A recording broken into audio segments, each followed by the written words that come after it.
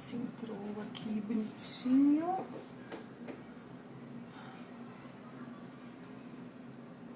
Eu tô com um pouco de delay.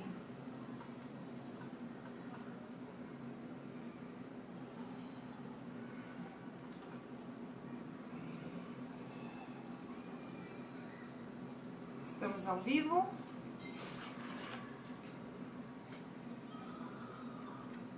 Vamos ver. Aê, estamos ao vivo.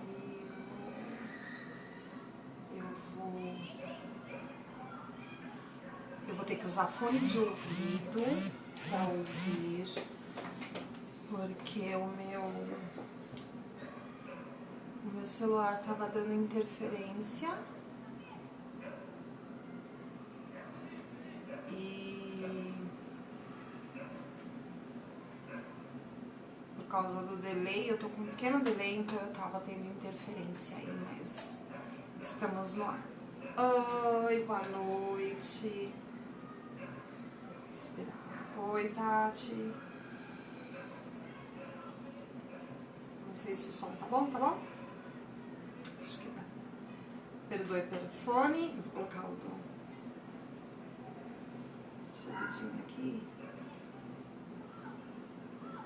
Oi, Adri. Tenho acompanhado sempre vocês, o trabalho lindo que você anda realizando por aí, hein? Aquele grupo de orientação, Meus Filhos, Meu Tesouro. Obrigada, Tati. Um privilégio sempre estar com vocês. Poder contribuir com vocês. Legal, tem mais gente chegando. Olá, boa noite. Aí. Vou me apresentar rapidinho. E falar então. Vamos começar o nosso bate-papo de hoje. O som tá baixo, Vânia? Melhorou? Tá no máximo. É que eu começo falando baixo, mas daqui a pouco eu me empolgo. Aí o sangue italiano e português, assim. Amém, Adri, obrigada. Que assim seja.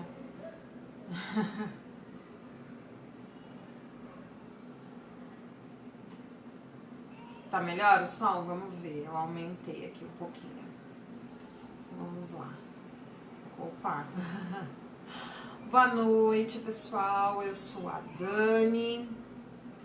O som tá bom? Ah, então beleza. Acho que agora eu já tô abrindo mais a boca pra falar, Tati. Eu sou a Dani, mãe do José, esposa do Júlio. Sou a tia Dani no Ministério Infantil na Igreja Batista em Vila Primavera. A minha segunda casa, minha família maior, onde eu tenho o privilégio de trabalhar aí com aquele rebanho maravilhoso que é criança. A criança é sempre uma bênção para trabalhar. Mães com fé são uma bênção na minha vida. E as meninas, essa é a segunda vez que elas acreditam que eu possa contribuir de alguma coisa, com alguma coisa que para mim é um privilégio, uma honra muito grande, visto o trabalho abençoador que a Tati e a Drica realizam através deste canal. Então vamos bater um papo. Eu acompanhei esses super talks. O da semana passada pra mim foi uma maravilha. Essa semana eu resisti bravamente a não comprar um chinelinho, porque eu não preciso de um chinelo pra ir pra praia. Eu lavei a minha sapatilha de verão. Adorei as dicas. Então, vamos falar sobre a espiritualidade, né? Quando a Tati falou comigo, e e me falou sobre o tema que ela queria que eu falasse, que ela queria que eu falasse sobre espiritualidade, dicas sobre como ter mais tempo com Deus, sobre como ter uma espiritualidade mais equilibrada em 2019. Eu fiquei a princípio bastante honrada com o convite e depois eu fiquei assim, meu Deus, como é que uma pessoa completamente alucinada, que não tem tempo para absolutamente nada, como eu, né, pode assim dar alguma dica sobre como ter mais tempo para Deus, né? Porque eu sou aquela pessoa que lê a revista dentro do ônibus, a revista que eu digo das lições que eu vou aplicar com as crianças, eu vou estudando dentro do ônibus, e eu leio a Bíblia no celular, e a devocional do Mães com Fé, e a devocional que eu recebo por e-mail, é tudo assim muito relâmpago na minha vida, né? E aí eu comecei a me questionar, eu tenho tempo, né? Eu sou exemplo, eu posso falar, eu posso dar dica sobre ter tempo, né? Sobre ter uma espiritualidade equilibrada, sobre ter tempo com Deus, né? E aí eu parei para pensar que essa dúvida toda é que é um problema na vida da gente. Então eu dividi aqui o nosso bate-papo em 3 tópicos, para não me delongar muito, né? Porque eu me empolgo e vou embora, e quando eu ver amanhã de manhã eu ainda tô falando, porque falar sobre a nossa vida com Deus é realmente muito gostoso. Então, assim, antes de mais nada, eu quero compartilhar com vocês desse sentimento que por que eu achei que eu não poderia falar sobre isso, né? Porque uma que a gente não precisa esperar ser exemplo para falar sobre o amor de Deus e sobre a necessidade de termos intimidade com Ele, né? A gente não precisa disto, né, propriamente dito. Se a gente for observar a vida dos apóstolos de Jesus, eles foram se transformando, eles foram sendo lapidados, eles foram amadurecendo na sua vida cristã, conforme eles viviam a vida cristã, né? Eles não se tornaram primeiro grandes exemplos, eles não se tornaram homens consagrados, homens assim que você olha e fala, meu Deus, olha só, aquela pessoa transpira espiritualidade, para depois então iniciarem, né, terem assim o privilégio, né, e a responsabilidade que Jesus deu a todos nós de falarem do Evangelho. Então, há algum tempo atrás, eu aprendi com uma pessoa muito querida, que é muito sábia, né, que é a minha irmã caçula, mas ela é uma mulher muito sábia. E ela me ensinou que quando a gente sente essa questão de mas eu posso falar sobre isso, eu não sou uma pessoa que tem o tempo que deveria ter para Deus, né? Isso é a gente sendo acusado. A gente sente acusação, a gente não se acha digno, a gente não se acha pronto, e por conta disso a gente se recolhe, se retira e fala, não, eu não vou trabalhar ali na obra de Deus, eu não vou falar de Jesus para o meu filho, eu não vou falar de Jesus para um colega de trabalho, porque eu não sei, né? Eu não leio a Bíblia tanto quanto eu deveria, eu não estou preparada para isso. Então, isso é a gente sendo acusada, e nós sabemos quem é que nos acusa, né? É o inimigo das nossas almas, a função dele é ser acusador. Então ele planta esta dúvida em nós. Mas não é por aí que eu quero começar o bate-papo, não. Só queria compartilhar com vocês sobre isso, sobre eu ter me sentido acusada, ter quase declinado o convite, falado, Tati, sobre esse tema, eu não me sinto confortável em falar. Mas aí eu falei, peraí, não é bem assim, né? Eu posso compartilhar a minha luta diária por encontrar esse equilíbrio, por buscar aí essa intimidade maior com Deus e esse tempo maior para Deus, né? É importante que a gente se lembre, eu vou tomar aí como texto base, se você quiser dar uma lida na Bíblia, a gente pode ir lá dar uma olhadinha em Gálatas 5, 16 e 17, né, que fala sobre, eu gosto muito de dizer que ali a Bíblia fala sobre quem nós somos de fato. A Bíblia diz que nós somos a imagem e semelhança de Deus. E aí a gente não está falando de narizinho em pé, narizinho bolotinha, olho puxado, olho redondinho. A gente está falando de espírito, né? A gente está falando que Deus nos fez seres espirituais, né? A imagem dele. E em Gálatas 5, a gente vê ali muito claro que o nosso espírito luta contra a nossa carne e a carne contra o nosso espírito, né? Então, assim, o nosso espírito, ele tem necessidade de estar próximo de Deus, né? Nós temos a necessidade de viver mais espiritualmente e menos carnalmente, né? Alguém já disse um dia que nós somos seres espirituais em um corpo carnal, né?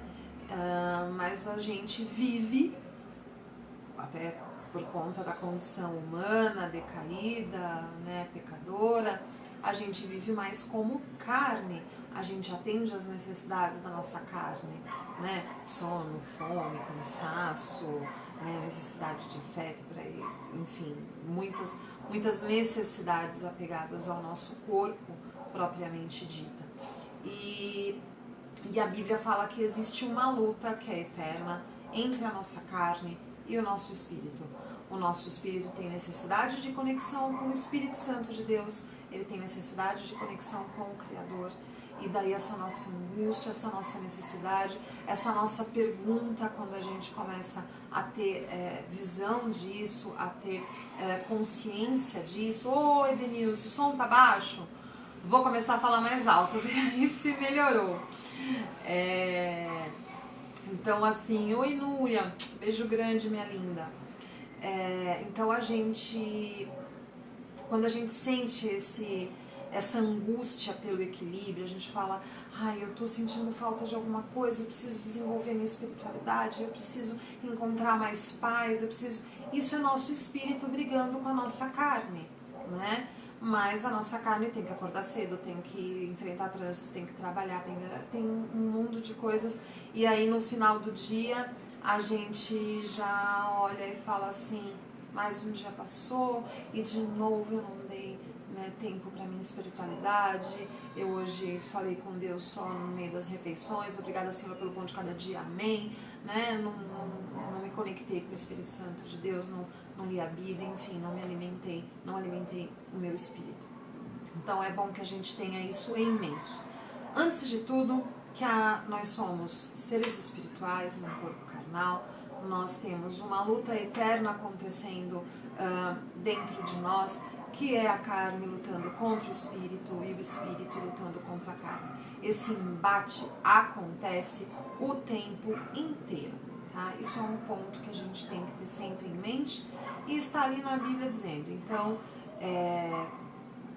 ser, né, espiritualmente equilibrado não é algo fácil, né? A gente não vai acordar um dia e falar, atingi, encontrei o ponto ideal, estou agora vivendo em equilíbrio espiritual.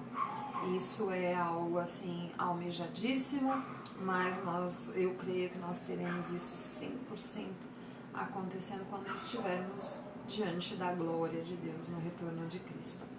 Por enquanto a gente vai ter essa luta mesmo o tempo inteiro. A carne não quer, porque a carne é pecadora, a carne é decaída, a carne não quer que o nosso espírito esteja em equilíbrio, e o espírito só está em equilíbrio quando ele está em conexão completa, né, assim, com Deus.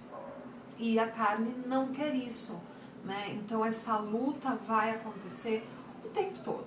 O tempo inteiro a gente vai estar aí tendo de administrar essa luta. O nosso espírito precisa estar em contato com Deus. A Bíblia fala que quanto mais a gente alimenta o espírito, né, fala sobre ele se mover em nós com sons indescritíveis, com sons que a gente sequer consegue compreender ou ouvir, e aí está se narrando uma presença de espírito completamente conectado com Deus, né? Então, se eu alimento mais o espírito do que a carne, o espírito prevalece. Tem um ditado Cherokee, né, que fala que dentro de nós existem dois lobos, o bom e o mal. E aí se pergunta, mas qual dos dois vence? Qual dos dois é mais forte? Aquele que você alimentar mais. Né? É bom a gente guardar esse conceito também na luta entre o espírito e a carne. A gente precisa compreender que essa luta existe e a gente tem que ter claro diante de nós que vai vencer sim aquele que a gente alimentar mais, né? Mas como alimentar o espírito, porque a gente não vai dizer como alimentar o lobo certo. Não, o lobo certo é óbvio que é o espírito, mas como alimentar esse espírito diante de uma vida em que a nossa carne é exigida, é massacrada, é, né, colocada assim o tempo todo como o foco das nossas vidas, né? Antes de mais nada, a gente precisa ter essa visão. E se a gente está aqui agora batendo esse papo, é porque todas nós concordamos que sabemos que temos essa necessidade de alimentar mais o espírito do que a carne. Se a gente chegou até aqui, é porque a gente tem consciência disso, então metade do caminho já está andado, né? O inimigo nos acusa, né? A Bíblia diz que o papel do inimigo é ser o acusador.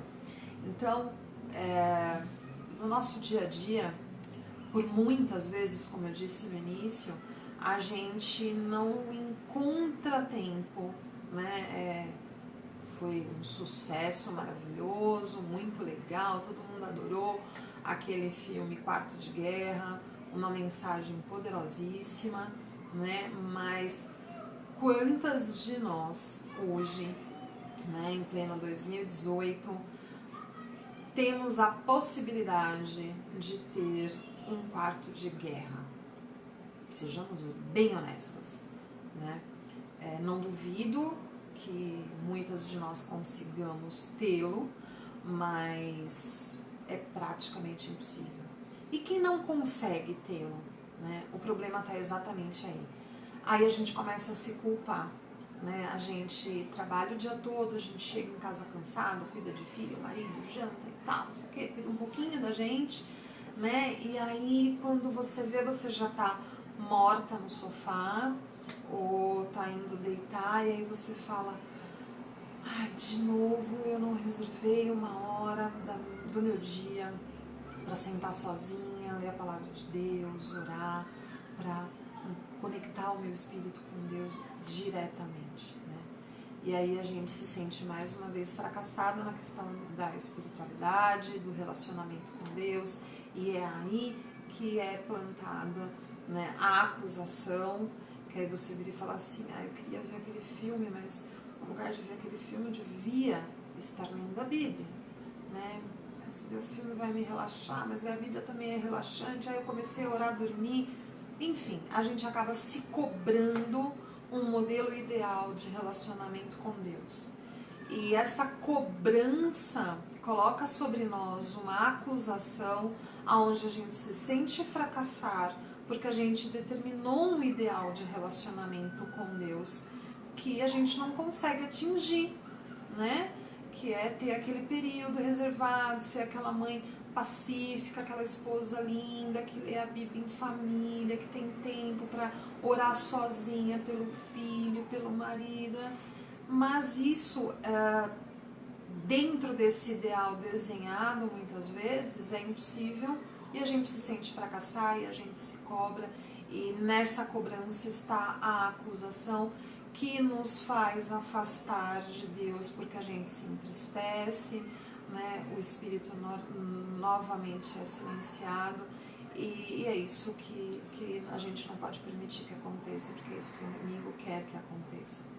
Então, vamos às dicas para a gente encontrar esse equilíbrio e dentro do nosso formato de vida a gente conseguir atingir um equilíbrio, em 2009 assim, com um equilíbrio espiritual, com um relacionamento mais harmonioso, né? Menos acusatório e mais alimentador para nós, né?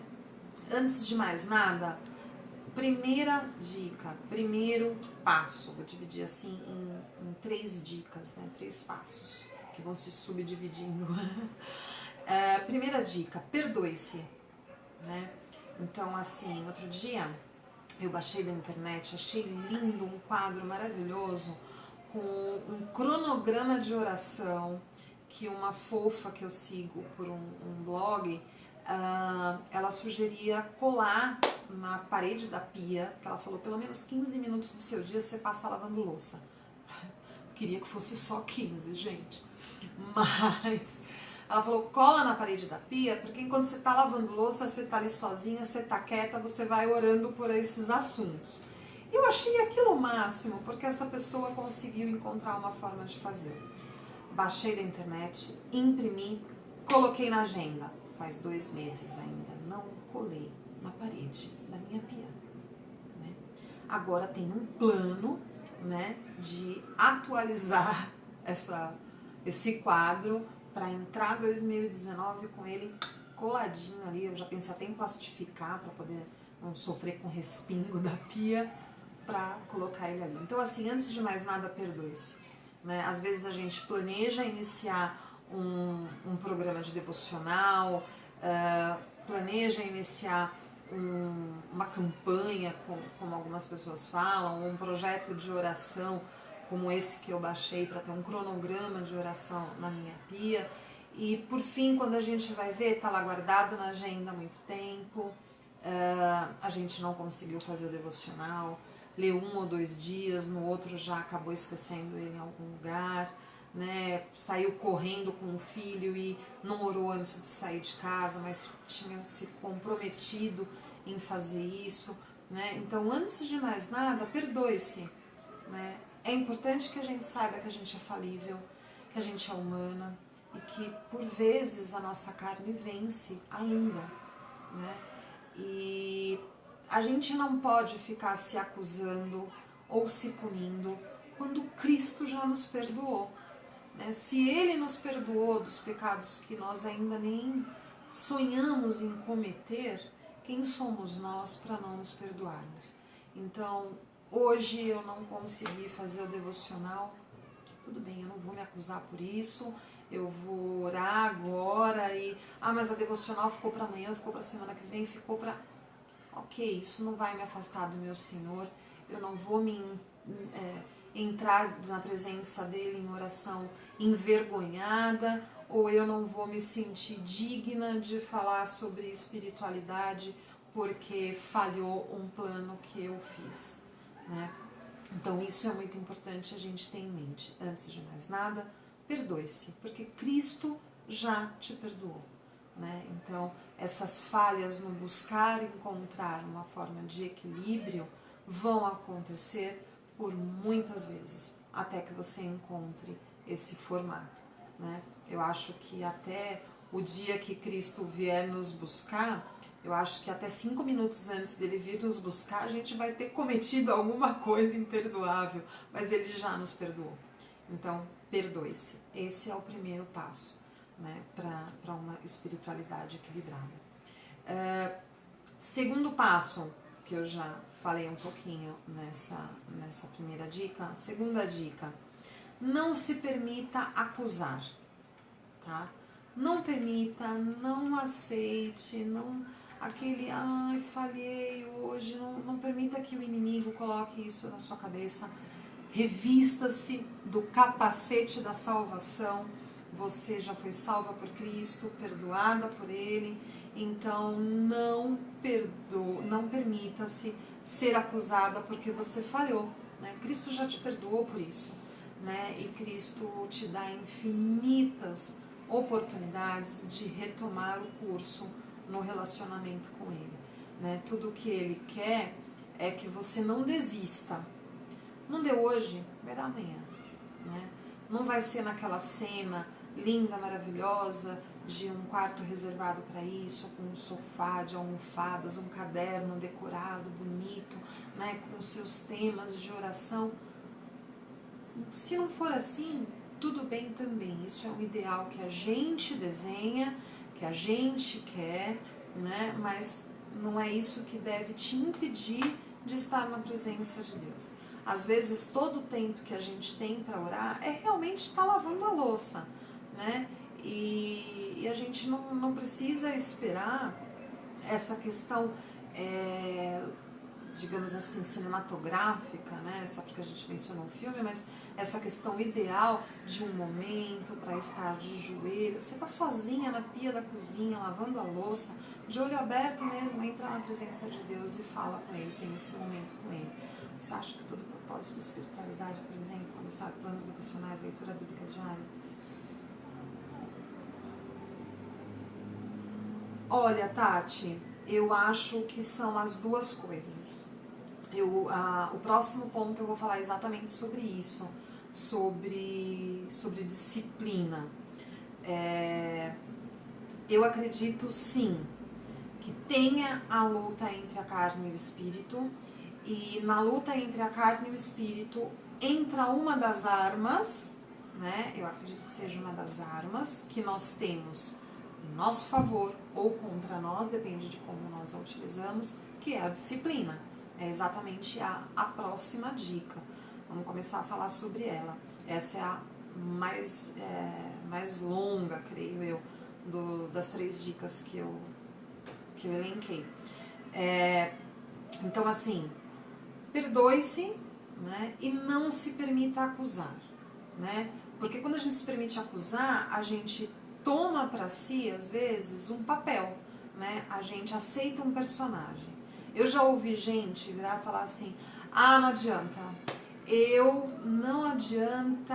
eu até oro, mas eu não sou de ler a Bíblia, já tentei e não consegui. Eu já ouvi isso, né, de pessoas maduras, maduras assim com tempo de vida cristã, que dizem que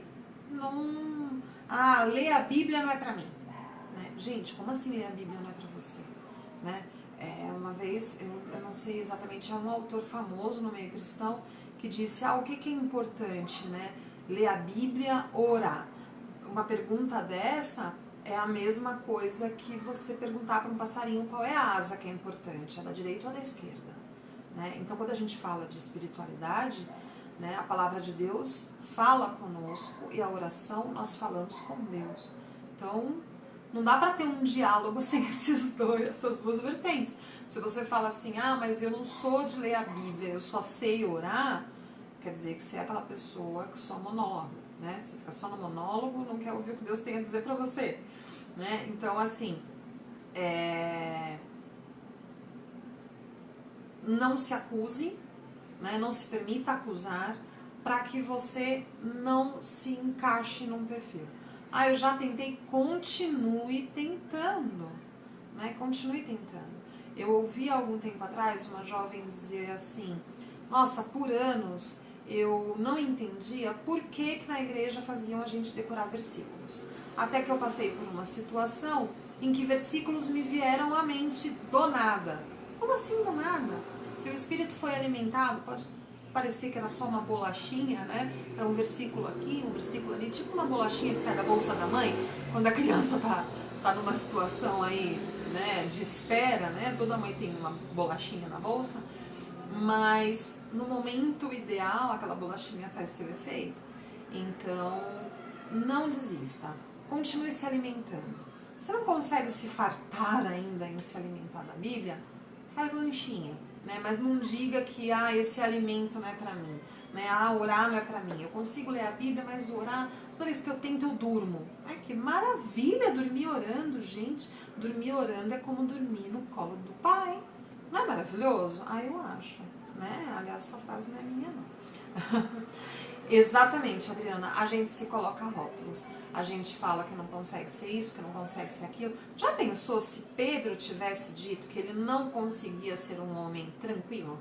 Né? Ah, não, eu sou muito briguento, eu não sirvo para pastor. Já pensou se ele tivesse usado esse rótulo? O que a humanidade não teria perdido aí de bênçãos que nós recebemos através de Pedro, que foi um grande exemplo de homem de Deus e de transformação cristã, porque Jesus não desistiu dele e ele também não desistiu de si mesmo, né? Ele se perdoou. Então é importante a gente ter isso